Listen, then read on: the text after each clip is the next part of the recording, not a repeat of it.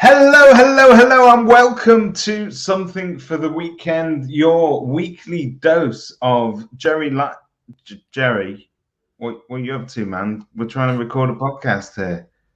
That's embarrassing. Just What are you reading? Property Professional. Oh, look who's in Property Professional magazine. None other than our very own Jerry Lyons. My best David Brent sort of face, that.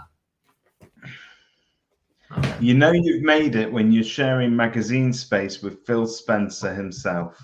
Mate of mine, Phil, quotes me. When I do a little talk, he quotes me afterwards. We all quote you. How's your week been, Jezza? It's fun, isn't it? I don't really know. It's gone so quick. It's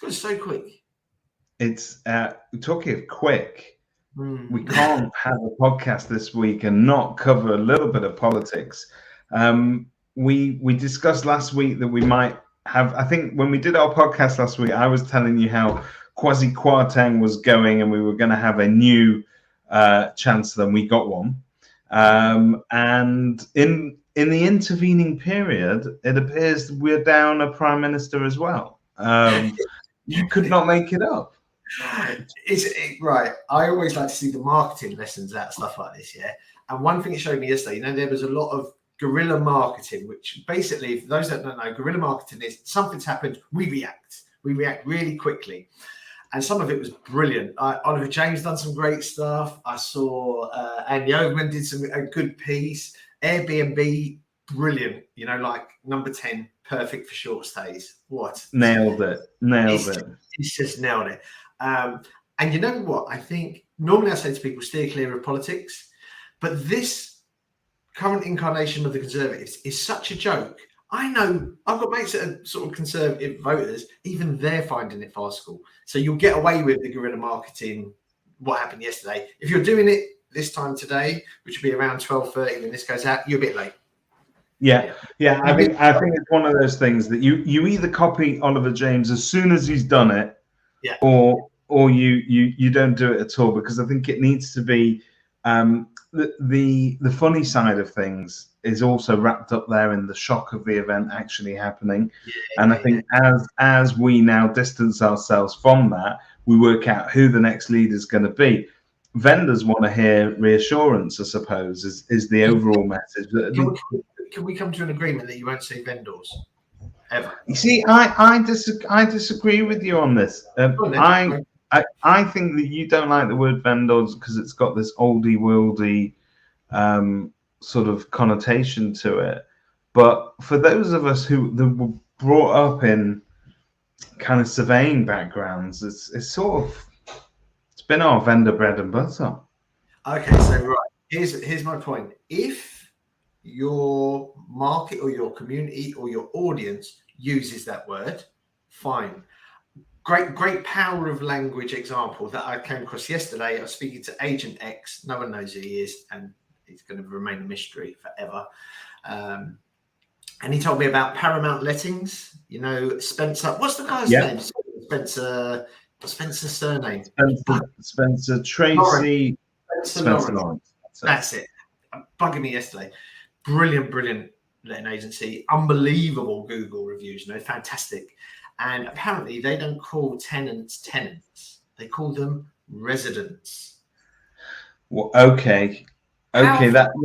This is how we change perception by language. Language shapes perception because it's communication, yeah? So tenants become residents. Landlords become owners. I've got another example. Vendors become sellers. That's what I'd like to see. A friend of mine took over a failing pub that had loads of potential.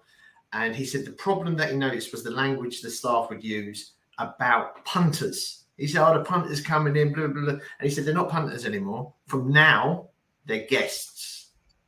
And he said, the whole attitude changed. So it can alter your perception. And I think you've probably got a really good, I'm glad that I purposely used the word vendor to make you make this point. But this is a great point because I spend my day talking to agents. So I know when I say the word vendor, they instantly know who I'm talking about. End of story. Because that's my audience. But if I'm talking to somebody that doesn't sell a house for maybe 20, 30 years, and it's the first time that they're thinking of choosing an agent, they don't know what a vendor is any more than but they know what a seller is. They know what a buyer is. They know what a customer and a client is. So I think we do need to be careful how we bamboozle people with everyday terminology that perhaps we understand, but they as novices are not going to get to grips with. Exactly. I couldn't put it any better myself, David Mintz. That's it. Mic drop moment for this podcast. We've delivered our message of the day. Let's carry on with the theme of community, though, and talking to people, because knowing what to say to sellers in this market and in the political climate is difficult. And I can tell you I've wrestled with it myself. And I think it's about gentle reassurance. It's about somebody that is providing the facts, but not trying to overcompensate and over reassure people, but just gently sort of try and guide them through at this moment. But whilst we can't perhaps have the answers to every question, there is one constant. Communities and charities need support now more than ever in terms of funding challenges, and also just the climate, just in terms of the number of people that are accessing vital support services. Your business is a really great textbook example of how you can run a business, still pay wages, make a profit, but stand for something as well and give back. So let's touch on that, and let's maybe expand a little bit on how agents can incorporate that into their messaging. Sure. I think it's a very good point. Excuse me. So, like when I said to you today, it might be a good idea to talk about how agents can support their community. The idea behind it, when I messaged you, was from an agent contacted me yesterday or the day before, really struggling, right? Because he gets a lot, he's very generous in his community, but he gets so many people now coming to him that he's got to start turning away some people. Some of them like do ask for what I said to him. I think that's a bit much. One of them asked for 900 quid for one thing. That's a hell of an ask for just a donation, one-off donation. So what I suggested to him was, and I know some agents do this, set up a community fund where you will allocate, I don't know, X amount of money every month will be in your community pot, like we do with the Karma Club in our business, and then you distribute it to different causes locally. Now, that could be, for some agencies, 200 quid. For others, it might be £1,000. It depends on the size of the agency. So setting up a community fund, that keeps you on budget. And it also means that when somebody comes to you and says, oh, could you sponsor this month? If you've spent your community fund, you say, we'd love to, but unfortunately, we've allocated all our funds from the community fund this month. It's a nice way of saying we can't support you, but you know what? If you come back to us in 2 months' time when we haven't allocated that money, maybe the money's still on the table. And we're also getting to the time of year where people are thinking about what they're going to do next year in terms of community support and marketing. And remember, community support and marketing very closely linked. You know, there is a pay. There is a payoff, as our business has done very well out of it by doing the right thing. I believe, and I say it to our team, for us to do the right thing, we have to do the right thing for our clients, because we can't do good if the business isn't doing good, because there won't be no money in the kitty. So for agents thinking of a charity of the year, now's the time. Do you want some advice about how to choose a charity of the year, David Mintz? Whose birthday it was this week? Happy birthday. Was it this week or last week?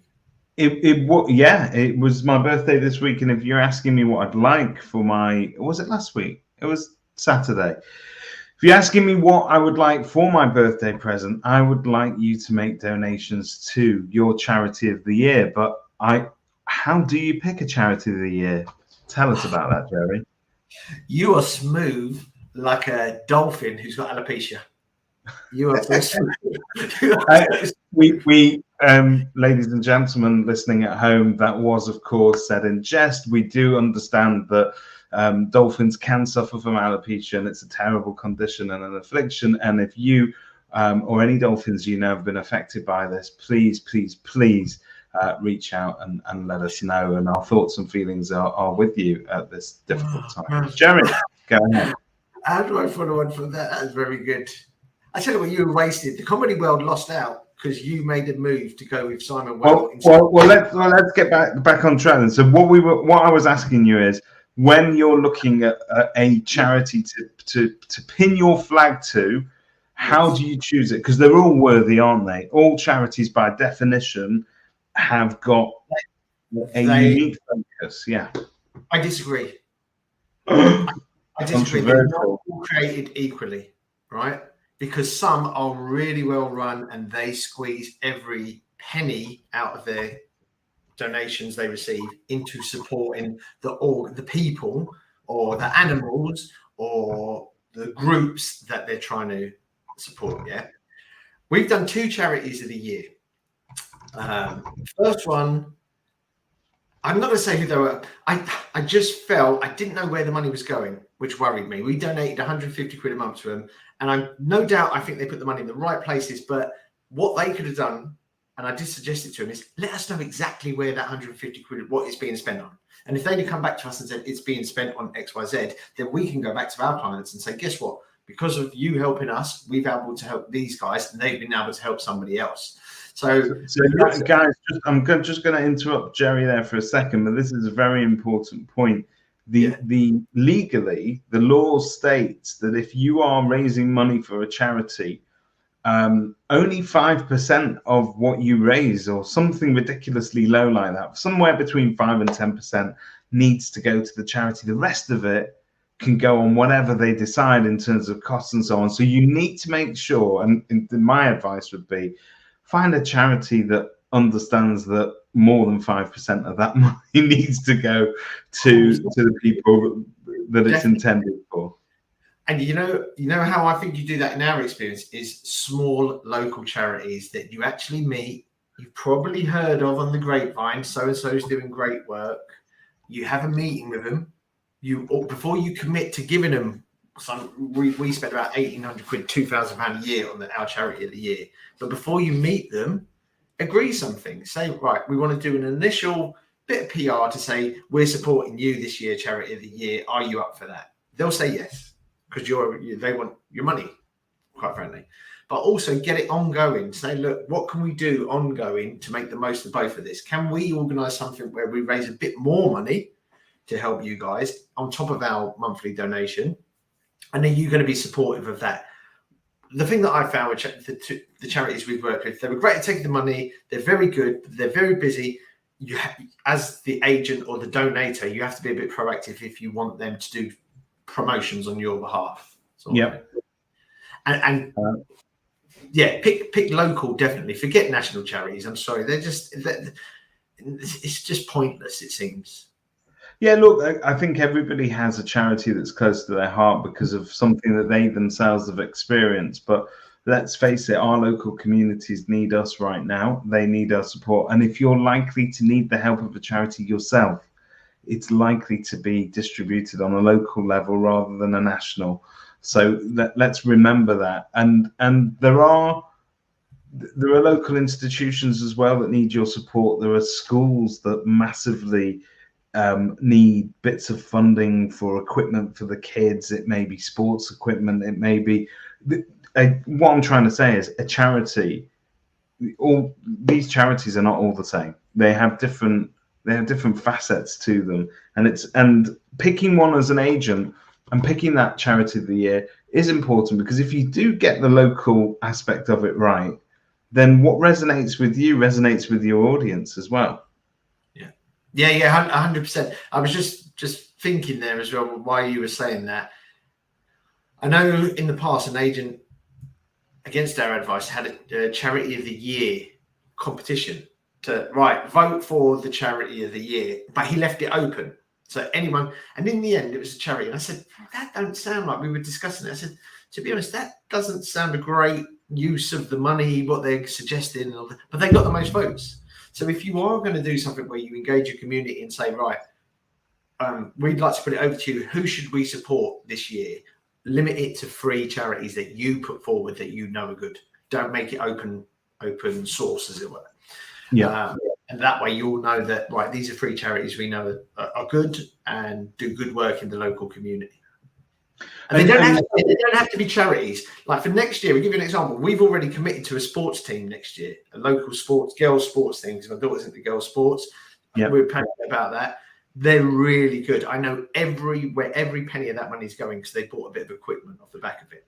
So that's us sorted for 2020. And how do you recommend that you do it? Because as an agent, you're part of that community as well. So you could invite other people from members of the public, vendors, vendors, sellers, landlords, clients, customers, guests, residents, sellers, guests. I can't use, I'm sorry, Spencer, don't shoot me down, man, but I can't call my tenants residents because it sounds like when I say the sentence, Jerry Lyons is a 90-year-old resident of the local Oakwood care home, that's what it sounds like. So I want to call Jerry, what am I going to call you? A geriatric. I scored a hat-trick once for my school team, and the Willesden Brent Chronicle headline, Jerry Hat-trick Lyons. Hey, so if you were talking to your customers though, you could go out and say to them, listen, my fees are whatever it is, and we donate a percentage of that every month to charity. We'd encourage you, if you wanted to, you could also specify an amount that you'd like to give to our charity of the year, charity of the month, and you could, and it's a great way, I think, of encouraging further support and further donations. So actually, as a business, you're not just carrying the total weight of that charitable support. You've probably got more in your pot than you think.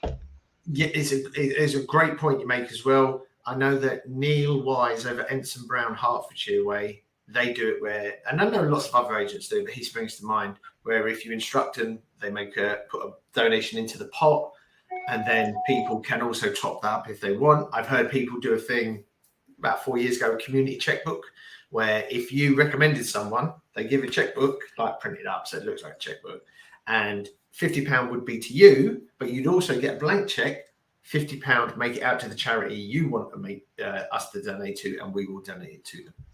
So that you can get really creative. It's fantastic. I don't think it's something that you can ever lose from it. It's what makes the world go round. These organizations, these individuals, they need your support, and if you want to be that linchpin of your community, and you want to be a good person as well, and you want to feel like it's not all about profits, and there is some people element there as well, I think integrating this into part of your business model, and it becomes part of your marketing as well, because when you go out and see people, they need to know, yes, you're professional, yes, you offer fantastic customer service, you've won an award from your gran for being your favorite grandson, and all that stuff that you think is important to those clients. But you can also state that you're an ethical, moral business with a conscience that supports their community, and you're willing to put a portion of what you earn directly on the line. And I think that is, how can that ever be wrong? No, it's like, you've got to be a good business. Like you have to be a well-run business and deliver a good product and service for all these things to happen. I'm not saying it's going to win you tons of instructions because you've got charity of the year, but it sure as shit ain't going to hurt. It's going to add a couple of percentage to your likability factor as a business. Ladies and gentlemen at home and in your offices, who is going to be your charity of the year? How are you going to integrate charity and community support into what you offer? We'd love to hear your feedback. As ever, any questions that you've got, any comments, send them over to either Jerry or myself. You can catch me at david@kerfuffle.com. You can catch Jerry at your local hairdressers normally. Look at that fine head of hair. What are you doing this weekend, Jerry? Netball match. Netball, not me. Your daughter netball, and then Sunday I'm working. It's not just priests that work on a Sunday; it's content writers. It is a holy mission that you're on anyway, to deliver fantastic, groundbreaking content to agents. Thank you for everything that you're doing to support us and to support our community of agents across the country. Jerry, have a wonderful weekend. We'll see you same time next week, 12:30 Friday. You can rely on us because we deliver live-ish. Thanks for all your comments. Sorry, I've not been able to respond live. Right, Jerry. Ta-ra.